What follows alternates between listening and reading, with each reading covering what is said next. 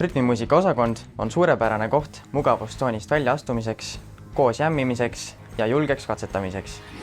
Mina olen Reet, õpin siin Trahvpille. Minu õpetaja on Rain Rämma, väga kihvt koostöö temaga.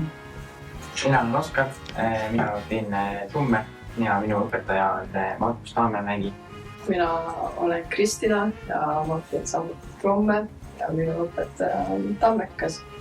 Mina olen Anne-Mari ja mina õpin rütmimuusika laulu. Mina olen Anette ja mina õpin ka rütmimuusika laulu ja meie õpetajad on Helen Kirsi ja Karmen Riimassepp. Mina õpin kitarri, olen Oskar Olesk. Minu õpetaja on Andre Maaker, kes on hästi soe ja loovisik. Väga hea temaga koostööd teha. Õpe rütmimuusika osakonnas toimub ansamblis koos musitseerimise baasil, kus on esindatud kõik enam levinud instrumendid. Suureks inspiratsiooniks on just õpetajad, kes on oma ala professionaalid ja ise tegevad muusikud. Õpingud Elleris suunavad ka kuidagi rohkem mugavustsoonist välja ja eriti kuna meie õpetajaskond on niivõrd toetav, siis seda on palju lihtsam teha. Ja see arendab meid palju rohkem. Eriti menukaks on saanud osakonna igal semestril toimuvad tribüütkontserdid, kus külalisteks on nii õpilased teistest osakondadest, õpilased teistest koolidest kui ka artistid ise.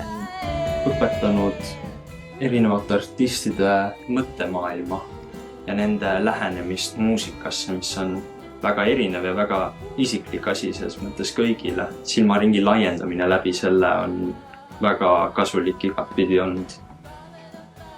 Samuti on väga vahva show alati olnud ja palju inimesi tuleb kohale ja produktsioon on väga muljetavaldav ja hästi professionaalne. On perfektne koht, kus arendada koostöövõimet, sest muusikuna on see vast kõige tähtsam oskus ja ma tean, et mina olen väga palju õppinud vähemalt siin, kuidas teistega koostööd teha, kuidas olla vastutustundlikum, teiste aega rohkem väärtustada, et selliseid väärtusi arendada endas on, ma leian, väga tähtis, eriti muusikuna ja Eller on seda aidanud selles kaasa.